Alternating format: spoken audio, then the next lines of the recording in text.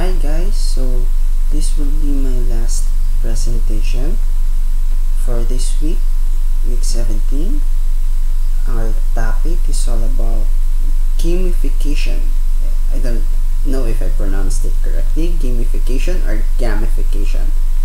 Anyway, this is my most favorite assignment because I'm an avid fan of video games. I love playing video games, and maybe the reason why I love computer and technology is because I played a lot of video games when I was a kid. So before we start with gamification, I want you to watch a trailer about the mobile game that I was able to try and evaluate. So here it is. Let's watch.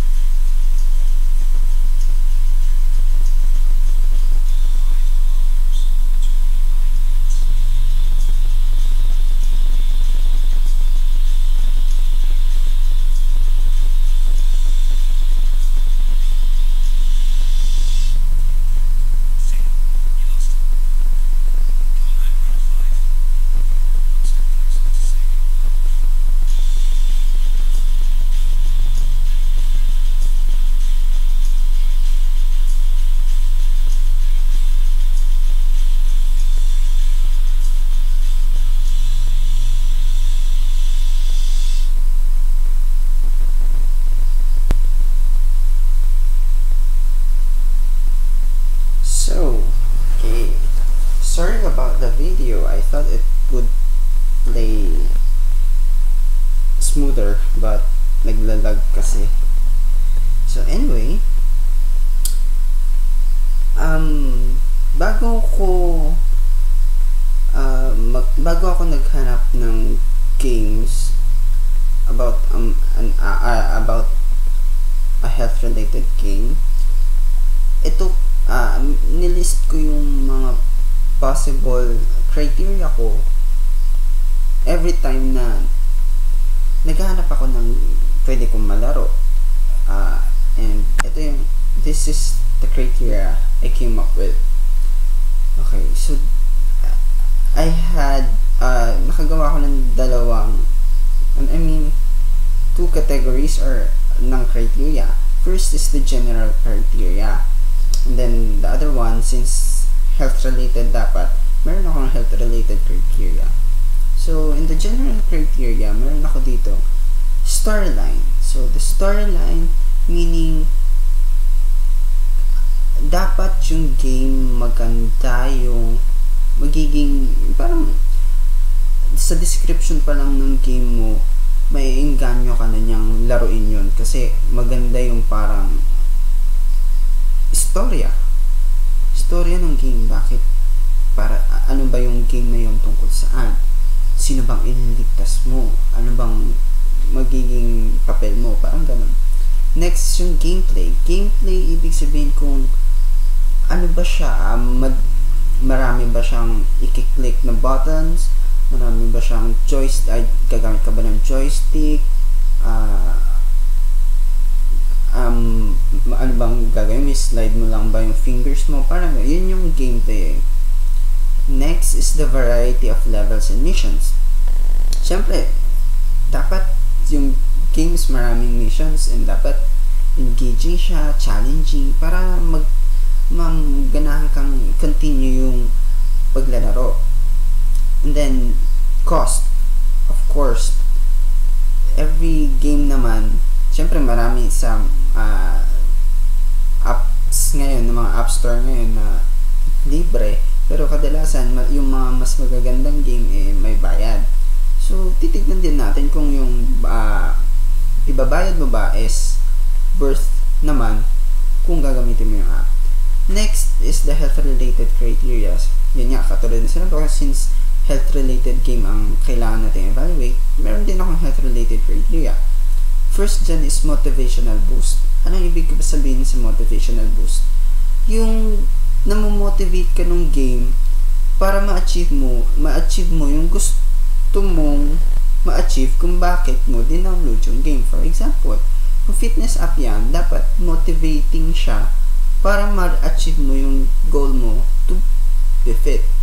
Next, effectiveness and usefulness. Kung yung app na yun, kung paggamit mo ng app na yun, talagang nakita mo yung resulta. Meron, kunyari, kung weight loss app naman yan, nakita mo talaga nabawasan ka after mo gamitin yung game for so many weeks, diba? Yun yung ibig ko sabihin sa effectiveness and usefulness. Educational. Dito naman, kung applicable lang naman siya. Katulad na, dito, ibig ko sabihin sa educational, parang pag nilaro mo yung game na to, parang pag natapos mo yung every level, merong parang, may information siyang ibibigay. For example, kunyari, yung sa, parang mosquito killing game, o gano'n. Parang pagkatas mo ng isang level, or ma-reach mo yung gantong kadaming points or score, maglalabas na, for example, dengue is ganyan, is a very serious problem, ganyan. So, yun yung ibig sabihin sa education na.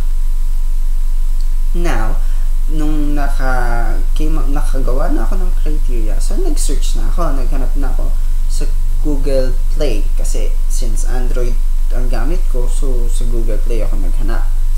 And what I found is itong mobile game na to, which is Zombies Run. Zombies Run is created by 6to-Start, yung company niya. And parang alam ko is sinimulan lang nila to sa Kickstarter. Tapos, ayun, nakagain sila ng funding and then yan. Zombies Run is siya ay kinategorize bilang isang parang antag dito fitness game, parang running, kasi you need to run dito parang kapag nagja-jogging ka, parang mas maganda yung pagtakbo mo, meron ganitong game. So now let's see kung ano ba yung, kung mag-fit or papasa siya dun sa criteria na create ko. Una, storyline. So, storyline nito, ang storya dito sa Zombies Run, ito, you are Runner 5. Hundreds of lives are counting on you. You've got to help your base rebuild from the ruins of civilization by collecting critical supplies while avoiding roving zombie hordes. Can you save them and learn the truth about the zombie apocalypse? O, diba, parang exciting, diba? Parang zombies, tatakbo ka para hindi ka makain, parang na-engganyo or parang na-attract agad ako nito kasi mahilig ako sa mga zombies, yung mga sci-fi, ganyan. Kaya nung nakita ko to, tapos parang tatakbuhan mo sila. Paano yun? Na-curious ako, paano ka tatakbo sa mga zombies? May lalabas na zombies, parang ganun. So, doon pa lang, na-catch na niya yung attention ko. So, trinay ko siya. Gameplay. Paano ba yung gameplay dito sa Zombies Run? Madali lang. Ito lang siya. Launch the app, put on your headphones and your running shoes, and run. Ganun lang siya kadali. Bakit? Kasi nga, since ito ay isang running game or running fitness app, kailangan mo lang talagang tumakbo. And kaya ka magsusuot ng headphones kasi then habang tumatakbo ka or habang piniplay mo, actually pwede ka rin mag-play ng playlist mo habang tumatakbo ka, habang uma-under yung game na to.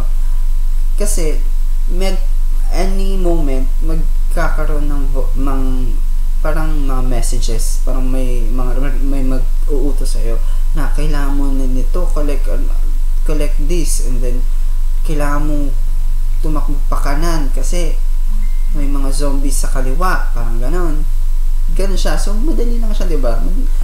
Launch mo lang yung app and then just start running. So next is variety of levels. The game is composed of 160 plus missions with 4 seasons as of the moment. So meron siyang 4 seasons and then 160 plus missions siya. Actually, hindi ko pa nare-reach, bago pa lang ako, so hindi pa nga nakakalagpas sa 10 missions Anyway, so yun, parang may variety yung missions and levels nito kasi pag tinry mo to, yung unang mga levels madali, pero pahirap siya ng pahirap. Actually, parami yung zombie na humahabol sa'yo, pahirap na hirap yung kailangan mo i-collect. So yun yung hinahanap kong variety of levels. Cost. Ayan.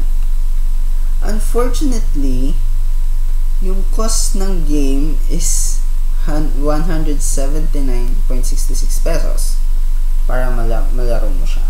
So, parang medyo mahal siya. Pero, worth naman. Promise. I guarantee you, worth yung 180 pesos mo for downloading this app. Kasi talagang mararamdaman mo na after running, talagang pawis na pawis. You're gonna be drenched in sweat. So, feeling ko effective siya kasi talagang nasagot ko na, okay? Cost is very, very worth it. Next, so health related na tayo. Medyo bibilisan ko na kasi feeling ko mauubos na yung time ko. Motivational boost. Avoid being eaten by zombies and build your base. Yun. Hindi pa ba motivational boost yun? Ayaw mo lang makain ng mga zombies, ayaw mo maging breakfast ng zombies, and then para i-build mo rin yung base mo para maprotekta mo yung mga taong nag-ano sa'yo, diba? That's a good motivation for me. Next, effectiveness. Get fit doing cardio. So, ayan. Siyempre, tatakbo ka rito So, mag-exercise ka. Magpapagpapawisan ka. So, after na-try ko to ng mga ilang days pa lang, actually, sobrang sabi ko, pag pinagpatuloy ko to, siguro talagang effective siya. And, yun. Hindi ko na sinaming educational kasi wala naman siyang provide na information about, syempre, zombies. Hindi, diba? So, to summarize, gusto ko yung storyline niya kasi you get to be a hero kasi tatakbo ka to save lives. Yung gameplay niya madali lang, launch mo lang yung app and then takbo. So, and then yung cost, okay naman yung cost, worth it naman. Yung levels, may variety, effectiveness niya, okay, at saka lalo na yung motivational boost niya. So, para sa akin, itong health game na to, health mobile app na Zombies Run, is a must try and worth your money. So, guys, hindi sa nagpo-promote, pero try nyo talaga siya. And so, that ends my week 17, my favorite assignment of all the assignments sa HI201. So, that's all. Thank you guys for watching and for listening to me sa pagdadaldal ko. And, yun. Thank you. Goodbye.